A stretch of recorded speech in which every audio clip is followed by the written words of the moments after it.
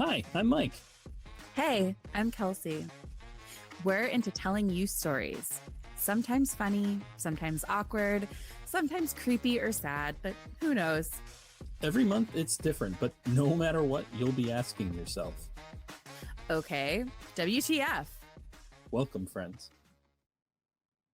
Hey, Oh, hi. the weirdest part about that being this, The double, this. double, that is that I could touch you Whoa, right now. Me too. Because we're in person right now. What? Which is also why this might sound a little weirder than usual. Maybe better. Definitely better. Yeah. We are very technologically connected, but in person. Yeah. It's weird. And I love it because it is my birthday weekend. Yes. And two of my favorite humans on earth have graced me in their home. We have neither live, neither studio, but we have audience. We have an audience. We have a Nintendo Switch playing 30-something-year-old Lady Lou chilling. Who just waved, not realizing this is an audio medium. Yes. Hi, folks. She's here. She said hello in case the microphone is specific. We don't know what's going on. Yeah, it's a thing. I'm so excited. Me too. We weren't able to record this before, but then we were like, you're coming out this weekend. Should we take advantage? Yeah.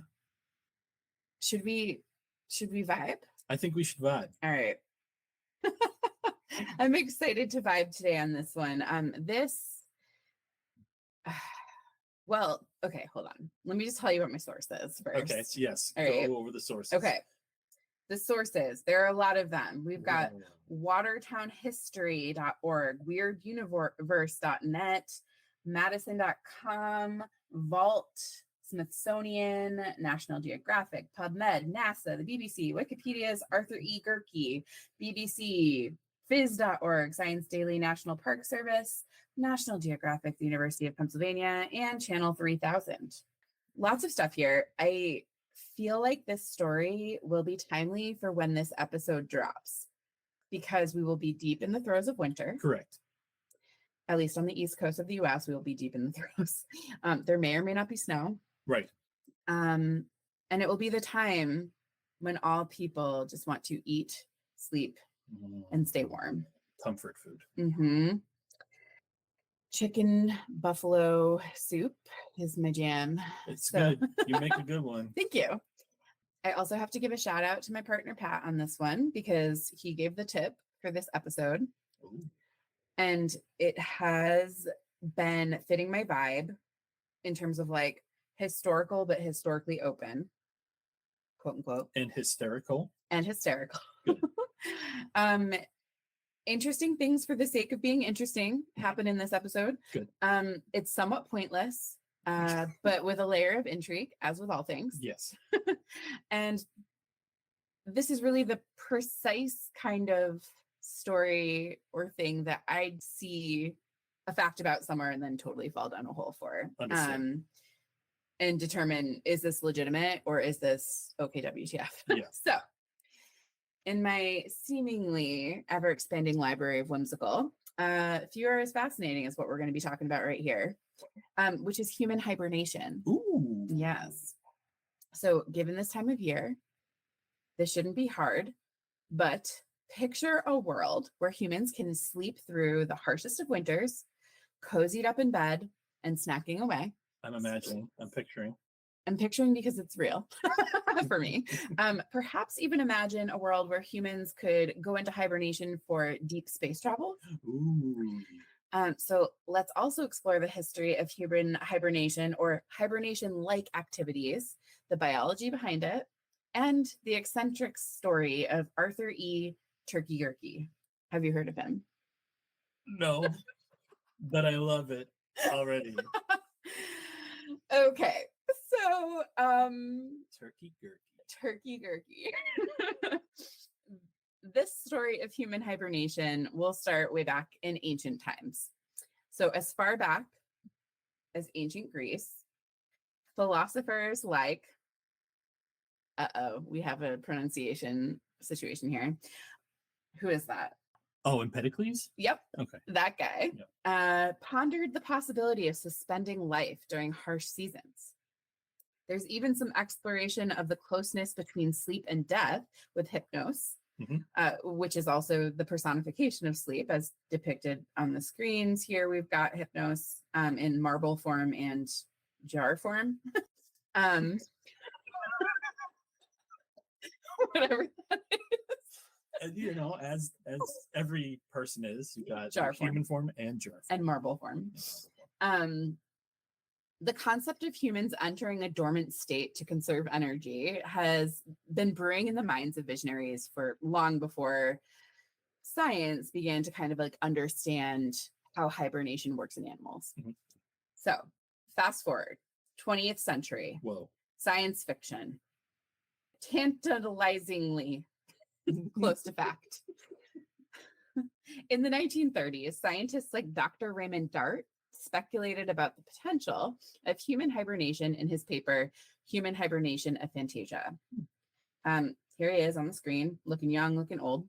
Looking fresh. Looking giggly, soulless, whatever you decide. The last picture. Yeah. I can't look away from this. He's looking into your soul. Dr. Dart, his paper delves into the intriguing idea of humans entering a state of dormancy, similar to that of hibernating animals during a harsh season. So Dart envisioned a scenario where humans could drastically reduce their metabolic. You know, We had pronunciation problems on this, and I love that for us. It's fine. You know what? Everyone has. Metabolic, I'm going to go with it. Yeah. Metabolic rates to conserve energy and endure extended periods of inactivity, kind of like bears and squirrels. So the paper was considered more of a thought experiment than actual scientific reality, but it reflected that kind of fascination that humans have with this idea of hibernation and the possibilities it could offer for future. So to really understand human hibernation, we need to really chat about animal hibernation. Sure. We are animals, but many animals, other types of animals, yes.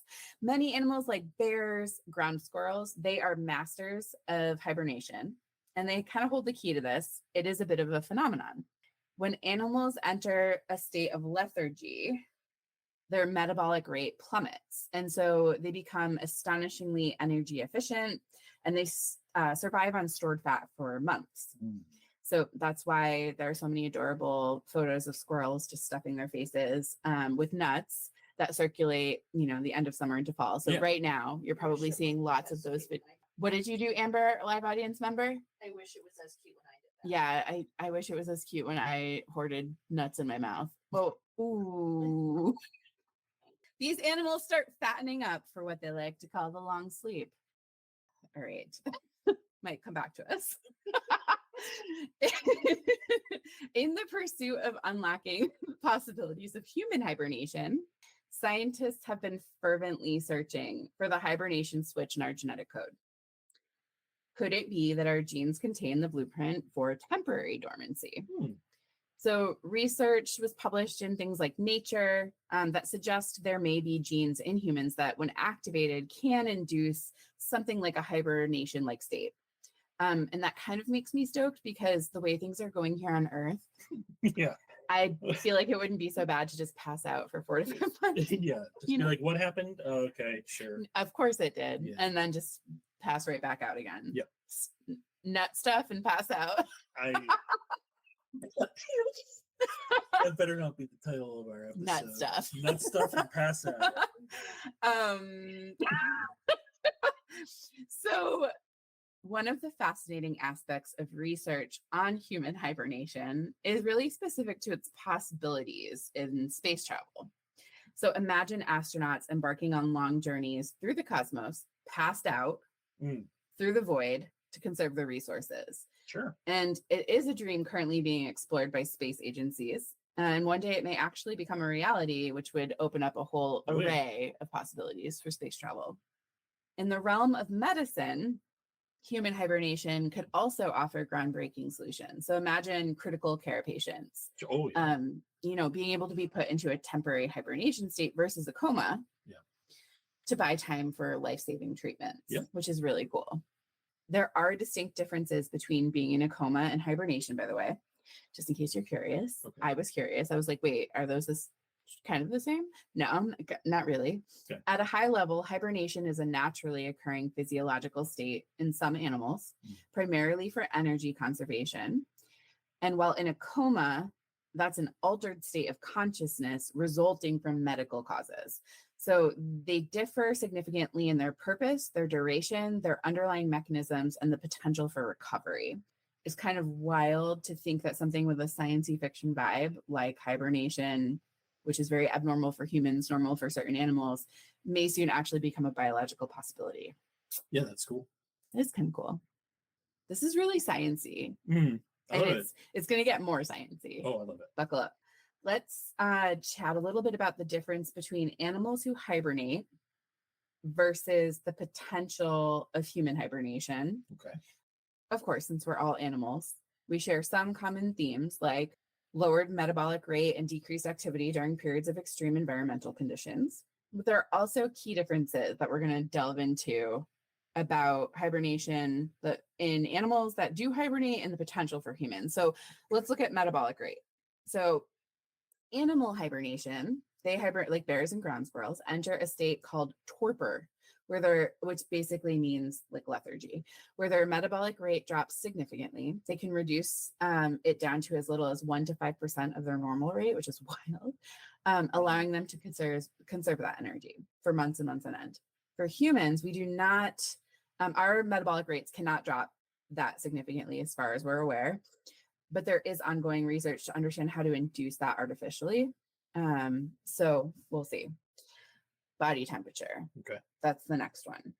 Hibernating animals experience a substantial drop in body temperature, often approaching something called the ambient temperature of their hibernaculum. Whoa. And that was a really funny word to me. So it's like, we are going to use that, but it's basically a den or a burrow. Okay.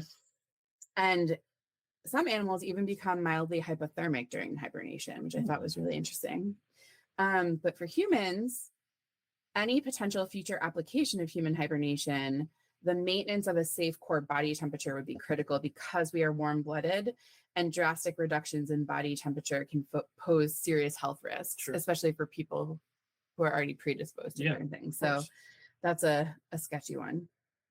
Fat utilization is another one. So hibernating animals rely on stored fat for reserves to get into that dormant state. And their fat stores allow them to survive long periods without that food. And of course, then it's like metabolically broken down. So it's just slower, which is kind of cool. But for humans, if we were to achieve artificial hibernation, it would involve that relying on fat stores, but our metabolism and our fat utilization are very different. So the mechanics of fat utilization would vary, and we don't know enough about that, so we can't do it safely. Right. Another one is time, so duration. So many animals hibernate for several months from autumn through winter, usually awaking in spring, though that varies drastically among species. Mm-hmm. If we were to realize that, our hibernation time would likely be much shorter. And that's the intent is really important in that. So in terms of like, because it will be high risk to even be artificially hibernated, because there's so many risks and so many variables in humans that we either don't understand or whatever, it will be a lot of risk analysis for us. So like, you have to be on death's door potentially to make this worth it, et cetera, especially for medical procedures or space travel. So a couple more. Mm-hmm. The criticality of adaptations can't be overlooked. So animals have evolved specific physiological and behavioral adaptations that create the ability to maintain their body temperature and fat storage and all that. And human hibernation would definitely it would require all sorts of artificial technology interventions, because the evolutionary adaptation to this has taken animals potentially billions of years. Oh yeah, sure. So obviously, if we want to do that soon, time is not on our side. Definitely not. And then the health implications. So because there's already so many mechanisms in that evolution for animals to cope with the physical stress of hibernation, like muscle atrophy, organ function, bed sores. Yes, all of that. We do not that's a significant concern for medical professionals. The maintaining muscle and organ function, preventing tissue damage, and having a safe and normal return to metabolic activity. So there's a lot of parallels between the potential for human and like the traditional hibernation of animals, but when it comes down to it, they are fundamentally different processes. And so researchers are exploring this, but really, who knows if this will happen in our lifetime. That takes us to Turkey Gurkey. Good old Turkey Gurkey. Mr. Arthur E. Turkey Gurkey. He looks like a turkey gurkey. He does. He's got that good old vibe. He's Turkin and he's Gherkin, you know? Turkin and Gherkin all day for a day. I just love his name. Yes. And I feel like there's some sort of like kid song with his name, like Turkey Gurkey. It sounds really familiar. Or maybe it's like a music. Turkey Lurkey Time. Oh, that's better than what I had. I was saying Wonky Donkey. There's a lot of like underlying, what would the word here be for like things we're saying but not saying, and it sounds like anyway. Between donkeys and nuts and all sorts of things. Anyway, Arthur E. Turkey Gurkey was born December 11th, 1914 in Philadelphia, Pennsylvania. Not much is known about his early life, but he exhibited a keen interest in science from a young age. He pursued higher education at the University of Pennsylvania, where he earned a PhD in biochemistry, and that ultimately laid the foundation for his future scientific endeavors. So in his adult years, he lived in Watertown, Wisconsin. He actually owned a tavern called the Turkey Roost with his wife, which is probably where a turkey came, and then it rhymed with Gurkey, and here we are. According to Wisconsin's Madison Magazine, Gurkey suffered from some physical ailments, and that worsened in cold weather.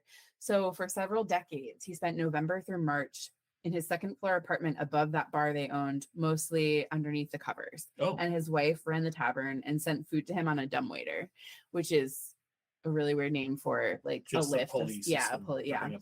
Yep. So Turkey Gurkey's most daring venture came in the early 1950s when he embarked on an audacious experiment known as Project Igloo. Ooh. This endeavor was supported by the U.S. Air Force and aimed to simulate the metabolic and physiological conditions of hibernating bears in human volunteers.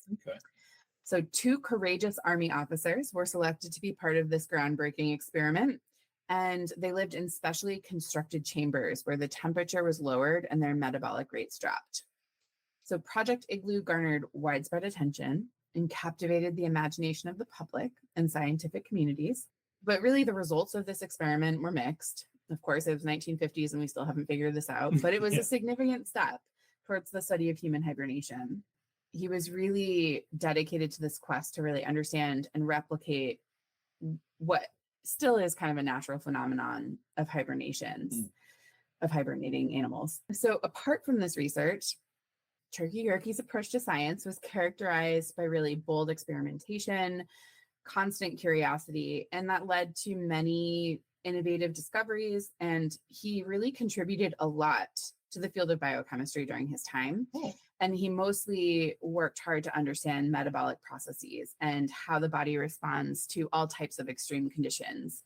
And that has laid the groundwork for current research being done on this in both the medical and space kind of spheres, as well as a reminder that even the most audacious dreams have the potential to reshape our understanding of the world and humans' relationships to our surroundings. I will leave you with a quote from Arthur himself, which I really have to agree with at this point in time with the world. He said, "If more folks went to bed all winter, there wouldn't be so much trouble and confusion in the world." Probably. I totally agree, sir. I totally agree. And that is the story of animal hibernation, human potential hibernation, and Arthur Turkey Gurkey. I have a couple questions for you. I do not have answers, but yes. Good. Okay. This one is, so you talked about how if there were going to be hibernation periods in humans, it would probably have to be like on a much smaller time scale. than months and months. What month would you give up for hibernation? I would give up maybe like February. I was thinking February. Yeah. Exactly. But I would probably give up January 11th to February 11th, mid-January, because my husband's birthday is in mid-February. So I would want that to happen. And my wife's birthday is in early January. So then we would cover it. We would Yeah. birthday, pass out birthday. I like it. Yeah. It's a great birthday. Right? I'm totally bored for that. Yeah. Bored for that. We love you, Mr. Gurk. We love you, Gurky. Gurky turkey. If he made his own jerky, Oh my God. he could have a line of turkey, gurky, jerky. Oh my God. And he could make it turkey, so it'd be turkey, turkey, jerky, jerky. No, turkey, turkey, gurky, jerky. He missed out. He chose the wrong path. He did. All right. Actually, sorry, sir. You suck. Go back in time. Yeah. Wake him up. He should have done time machine so we could go back and make turkey jerky gurky. Ah, man. So many missed opportunities. Literally. Speaking of missed opportunities, I don't have a good transition to my story. Perfect. That sounds like the one. Okay. So, Kelsey, Da. I teased this story from a previous story that we covered. Uh-oh. And I had mentioned during the episode of the Ballad of Almond Mayonnaise, Uh-huh. when I did the Y2K and the Yep. apocalypses, Oh, yeah. that there was a story about how we, meaning all of humanity, Mm. survived perhaps the most deadly possible apocalypse of all. But I said that I didn't want to bring it up Yeah. because it needed to be its own thing. At the time, I thought it was going to be the next story, but then I switched some things. Is there God stuff in this? Tertiary God stuff. All right. Here we go. Okay, so I'm coming to Mhm. you, Kelsey, Mhm. live audience member, Heyo. and future audience members that are Okay. listening now, with a story I'm calling "Which Came First?" Oh, But pun? it's WITC rated. Okay. And this is the story of Mary Bateman, aka Ooh. the Yorkshire Witch, and her pet, the apocalyptic chicken of Leeds. Oh my God. Hell yeah. So I'm Oh. going to go over some story sources. Okay. We're doing some Wikipedia, as always. I Of mean, it's a course. great source of information that high school teachers always told us not to use, and now we're all using. It's the only thing. IFL Science, and we have historicmysteries.com. Whoa. Mental Floss. Always a great Ooh. place to find like interesting Mm. things you may not have heard of. YorkMuseumTrust.org.uk. Okay. TheLineup.com, TheCrimeWire.com, and we got a couple of books here. We have a newer book, The Yorkshire Witch, The Life and Trial of Mary Bateman, Interesting. by Summer Strevens in 2017. We also have similarly titled The Yorkshire Witch, The Extraordinary Life and Character of Mary Bateman from Edward Okay. Baines in 1809. Interesting. That last book is more of like a posthumous, obviously, told the story of her, but also kind of embellished. So there are some things in there that aren't corroborated. So I tried to keep most of those uncorroborated stuff out. Do you own that book? I don't, but I Oh, did read it. that's It's cool. available on Google Books Ah, interesting. and also anywhere online, I'm sure I you can love find. witch stuff. So Mary Bateman, her maiden name was Harker, Okay. was born in 1768 and grew up in a very humble farming lifestyle kind of environment. Mm. She lived in Asenby, England, which is kind of like a suburb of York, Mm. Yorkshire. And when she was 20, she moved to York proper. Mm. She became proper. She was in A's and B's. A's and B's and C's. So I have a map here of England, and I'm going to point you between number 10 and 12. You see Leeds, and you also see York. I love Leeds. That's a fun city. I want to go there. It's a fun city. Maybe you have tread the same streets Definitely. of the The Yorkshire dark Witch. corners. And the Ripper, the Yorkshire Ripper probably too. Oh, man. It's a whole other situation. So while she was in York, Mm. she was a dressmaker. That was kind of her trade up until, and unfortunately became involved in some burglary. She found that dressmaking wasn't really making the most amount of money, and she wanted to make some more. So she did some burgles, and unfortunately, she got found out. And they were kind of like, this is a first offense, can't do this again. So she decided to put some distance between this burgle and moved to Leeds to try and minimize any kind of interaction between the law in York and anything in Leeds. In 1792, she married a man named John Bateman, who happened to be a wheelwright. And What is that? a wheelwright is just a person who creates wheels for like for like parts or like anything like that. So that's a wheelwright. Oh God! Why is that so funny? I don't know. I was like so curious. I thought it was gonna be like he was a lawyer of engineers or something, but it's like No. nah, he made fucking wheels. I mean, it was important. Yeah, It's actually just like the Stone Age. it's so. just like the Stone Age. Yeah. It's not the first profession. They were the wheel but- rounds in the Stone Age, but now yeah, they're they were the wheelwrights. uh-huh. They had squares and now they're circles. Yeah. All because of John Bateman. Thank you, Good job, John. dude. In the early days of their marriage, she got bored again Oh boy. and she embarked on a series of daring robberies and found herself yet again in the clutches of the law.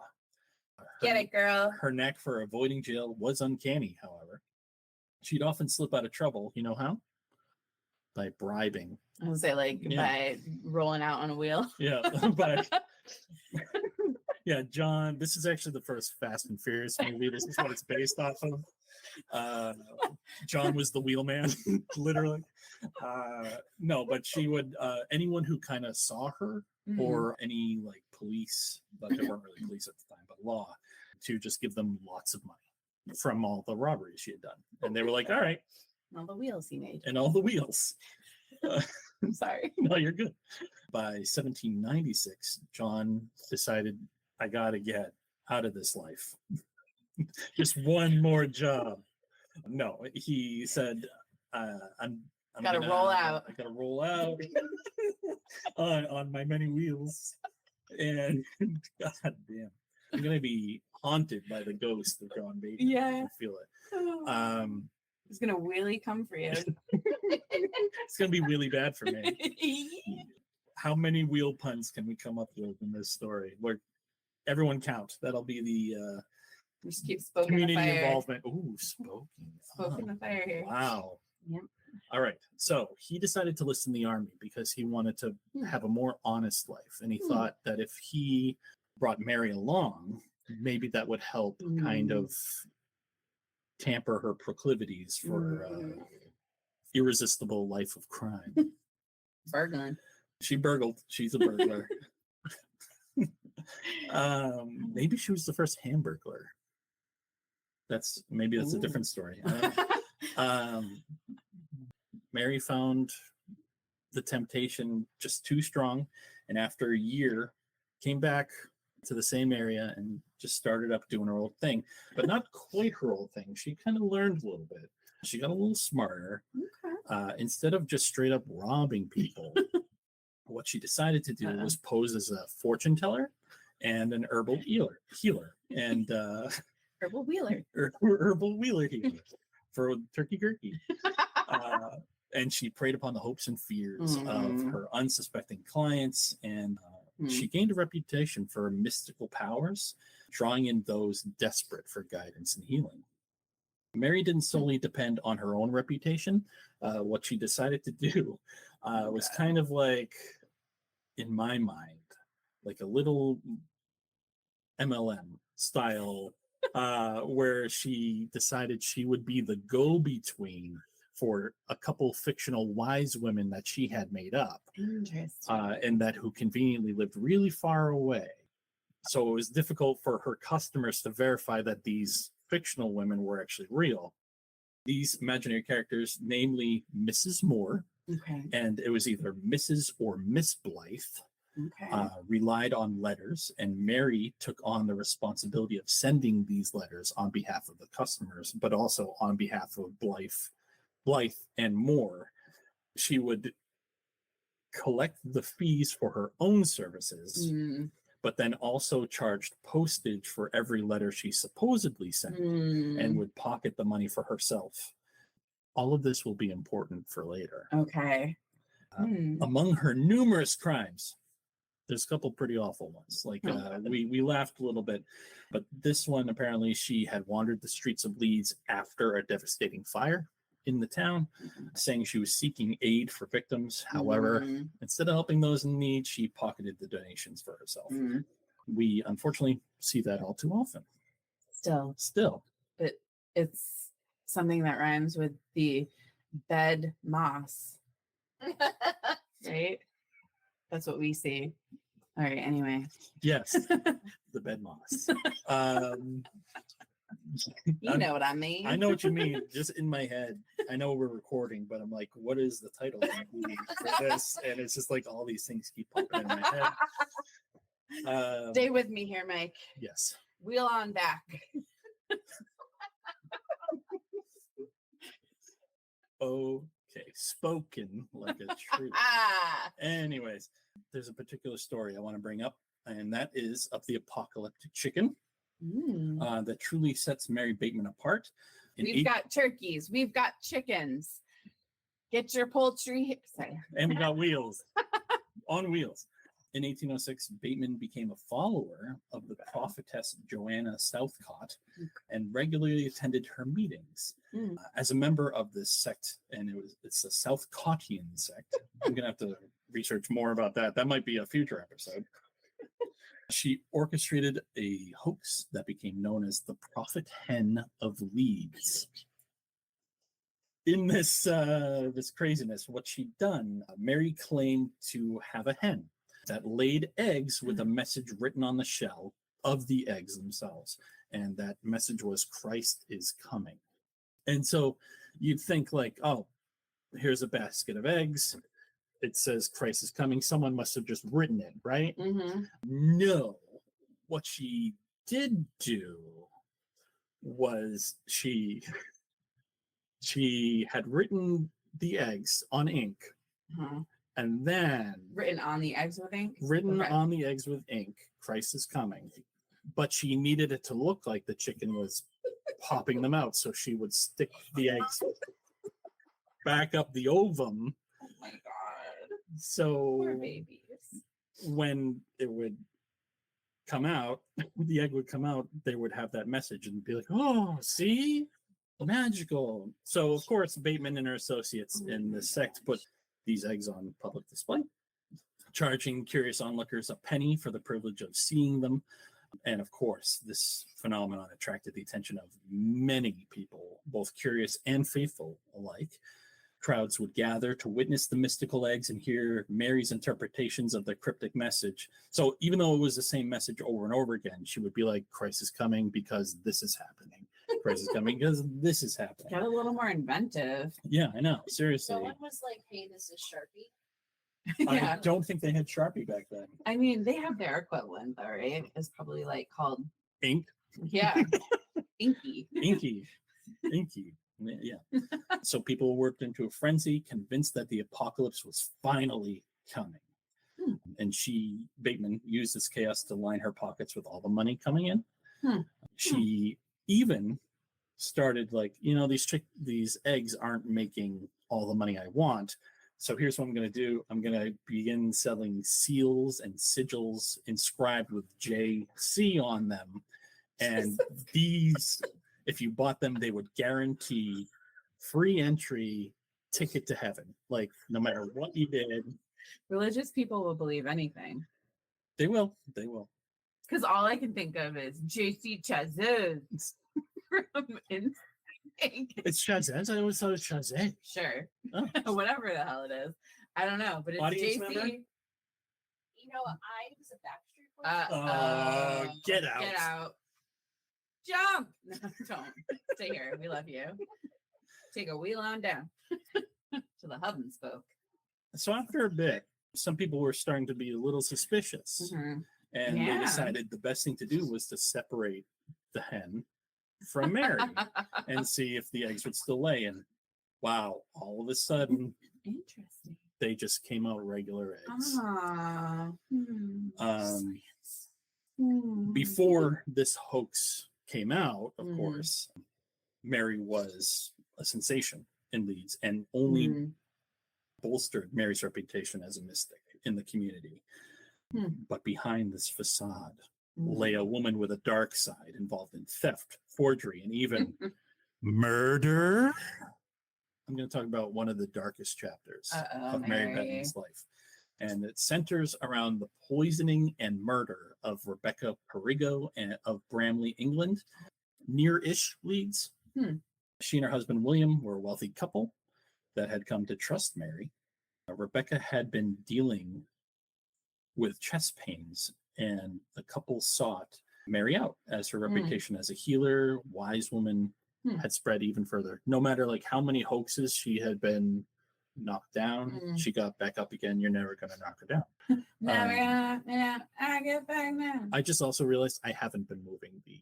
Oh yeah, I figured that, but I was like, No, so on the screen now is Leeds Brewery. This is where she lived when she was in Leeds. You may have passed right by there. Probably. This Wow, is a print of Mary holding her egg with, if you see the desk with some ink and a quill, and you see Christ is coming on the egg. Christ is coming. Christ is coming. And this is where we're going to get to poor Rebecca and William Perigo. So they had trusted Mary. Rebecca had been dealing with chest pains, and the couple sought Mary out, as I just mentioned. Over the span of 10 months, Mary managed to extract a staggering 70 pounds from Rebecca and William Perigo. To put this into perspective, that's more than what a skilled tradesman would typically earn in an entire year. Her haul included not just money, but also clothing, furniture, various household goods. And some of the money was intended to be made into charms to ward from evil and sewn into Rebecca's mattress, while some was purportedly destined for the fictional wise woman, Miss Blythe. So this is where we get Miss Blythe coming back up. Mary's pretending to be a go-between. So Mary continued her practice of charging for the postage, a scheme she had employed with others before, as we have heard. The letters allegedly sent by Miss Blythe contained detailed instructions on what items the Perigos should provide for her services. But since Miss Blythe was purely a creation of Mary, she kept all those items for herself, of course. The letters also instructed Rebecca and William to destroy any correspondence, leaving absolutely no trace. Otherwise, no healing would work. Of course. In May of 1807, Mary frightened the Perigos by telling them that God had an impending illness in store for them. She claimed that following Miss Blythe's instructions were the only way to avoid certain death. Mary then proceeded to send them a sequence of white powders, instructing them to mix these powders into a pudding and consume all of it. She guaranteed that this would save them, emphasizing that no one else, not even animals, should partake in this pudding. Any leftover pudding had to be destroyed, and they were explicitly prohibited from seeking other medical help, as Mary insisted that a doctor would be powerless against the devil. Seems legit. Totally legit. Yeah. According to some sources, some of those books I'd mentioned before, the initial powders appeared harmless, but it was the sixth one that was the most deadly, because that was the impending illness that was coming. Other sources say that all of them were poisoned, but she just like adjusted the dose and slowly started increasing over time. Probably. Rebecca ate her entire portion, while William managed only a spoonful. Both suffered violent illness for 24 hours, and yet they adhered to Miss Blythe's orders and refrained from calling a doctor. Oh my God. Instead, they consumed a honey mixture provided by Mary, who promised it would counteract any side effects of the supposedly magical powder. So she had even baked into this, like, there might be side effects, and here's another product I can sell you. Oh my God. Oh my God. Tragically, on Sunday, May 24th, 1807, a week after consuming the pudding, Rebecca passed away.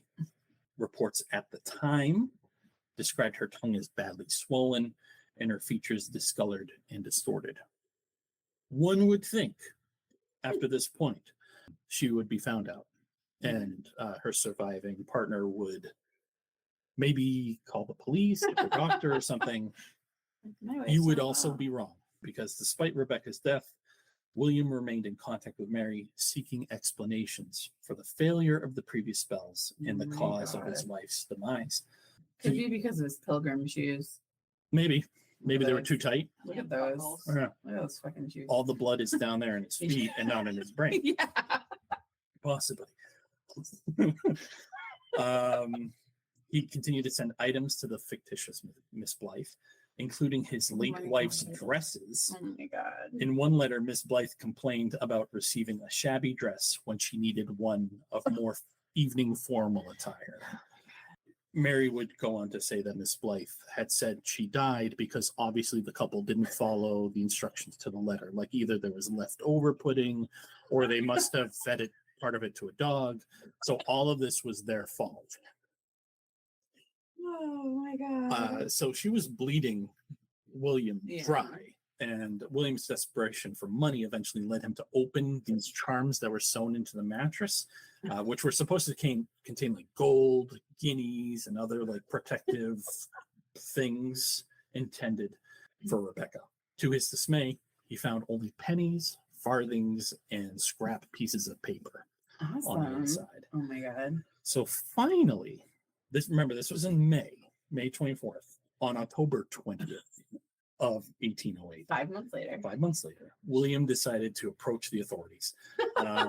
During their investigation, they discovered various substances on Mary and in her house, including a white powder that Mm. turned out to be a corrosive form of mercury, Awesome. which she had told them to mix into the pudding and also had mixed into that honey to counteract any side effects. Mary tried to shift the blame by claiming that William had given her the pot of mercury the night before her arrest, alleging that he was trying to frame her and that she was only a go-between for Miss Blythe. Mary is unwell. Yeah, the authorities didn't buy her story. You know why? Because all of the poison was in her house. Yeah, and all over her. And all over her. Yeah. So Mary's elaborate deceptions began to crumble. Her life of crime exposed. Her arrest marked the beginning of the end for the Yorkshire Witch. There's still more. Oh my God. The trial of Mary Bateman, which took place in 1809, was a sensational event, of course, that captured the attention of the public. Mary faced multiple charges, including murder, theft, forgery, and the prosecution presented a pretty damning case against her, especially because all of the evidence was found in her home. Yeah. Including stolen goods, Apparently got away from poisons, that. the dresses, the Yeah. furniture she had requested. Witnesses testified about Mary's fraudulent practices, like from years past, about like the hoax with the chicken and everything. Other things, other hoaxes that were exposed from before of Miss Blythe or Mrs. I forget. In my head, I say more. Thank you. I'm saying Rogers in my head, and I know that's wrong. Mr. Rogers. Mr. Rogers. Little is known about the early life of Mr. And Rogers. the connection to the Yorkshire Witch. He is wanted for questioning. So, Mary's last-ditch effort was to say she was 22 weeks pregnant because Oh boy, at always. the time, it was the near exact amount of weeks the law had. Just so happened to mean her verdict would be postponed. Of course. A group of 12 married women were selected to verify Mary's claims of being pregnant, and this Mary's last-ditch effort proved fruitless, as all women stated under oath that she was in fact not pregnant. Bateman was found guilty of her crimes and sentenced to death by hanging. The sentence was carried out on the 20th of March, 1809, in front of a large crowd of onlookers. Despite her grim fate, Mary maintained to her death her mystic facade, even in her final moments, proclaiming that her death would bring calamity to Leeds.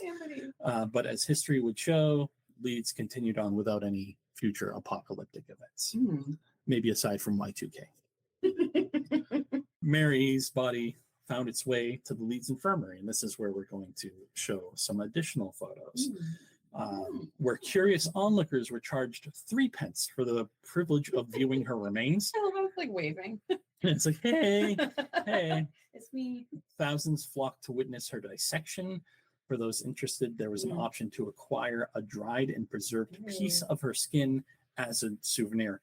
And I, for one, find it darkly interesting that someone who had built her empire on lies and faked charms would eventually have part of her own body turned into a charm of sorts. Her skin was even employed as the binding material for several books. Ew. One rumor suggesting one of these volumes had belonged to none other than the future King George IV. Of course. There were 2 books that I was able to find. I didn't write down their titles, but their provenance had been up until the late 19th century, and then they kind of disappeared. So we don't know where they are anymore.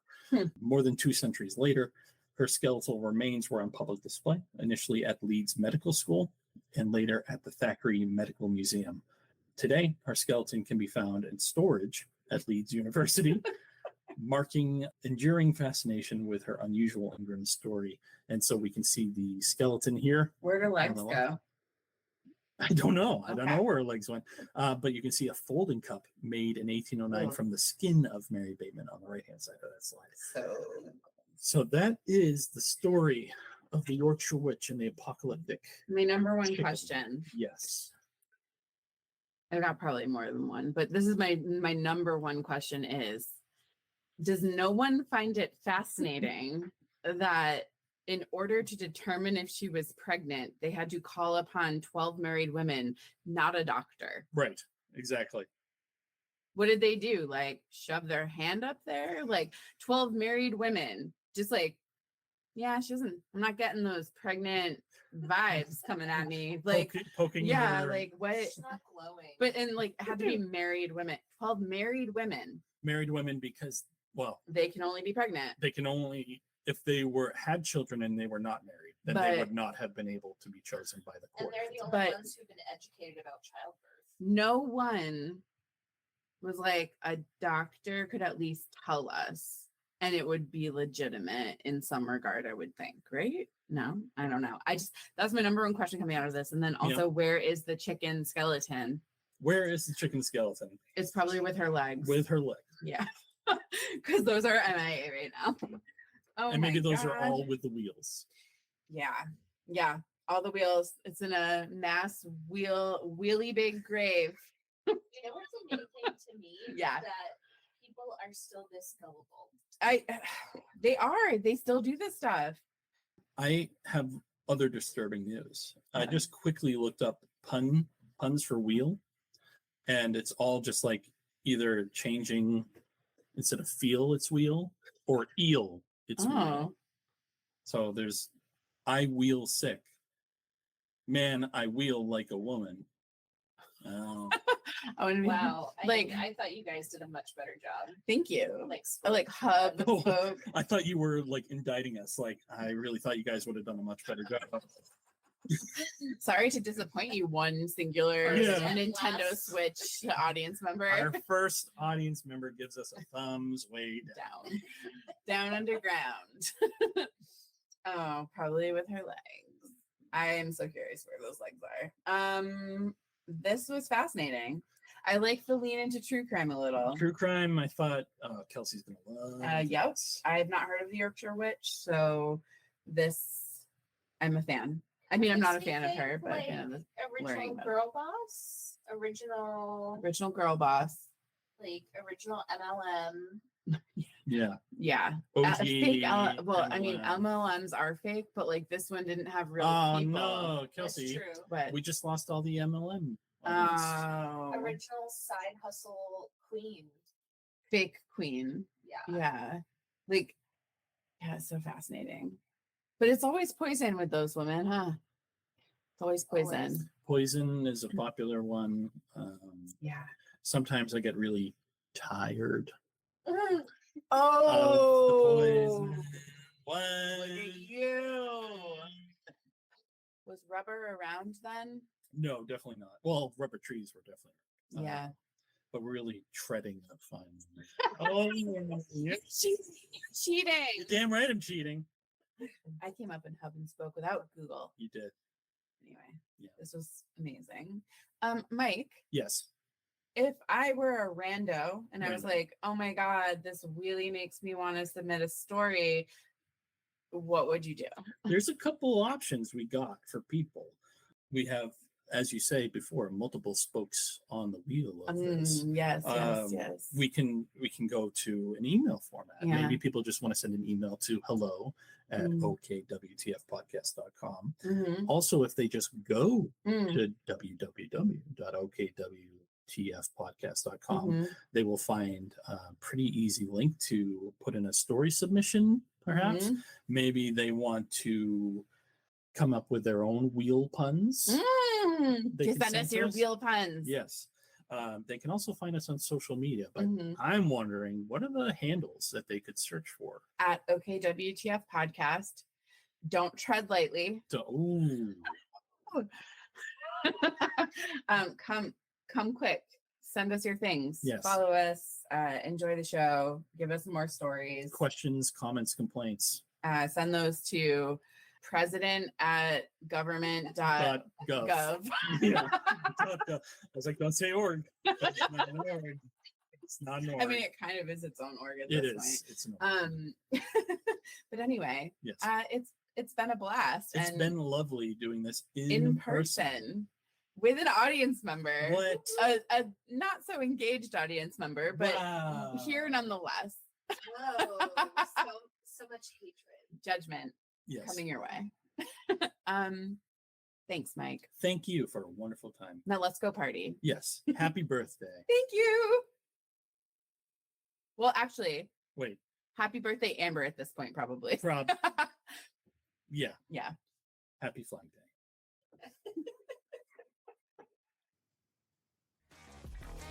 Thanks for getting weird with us.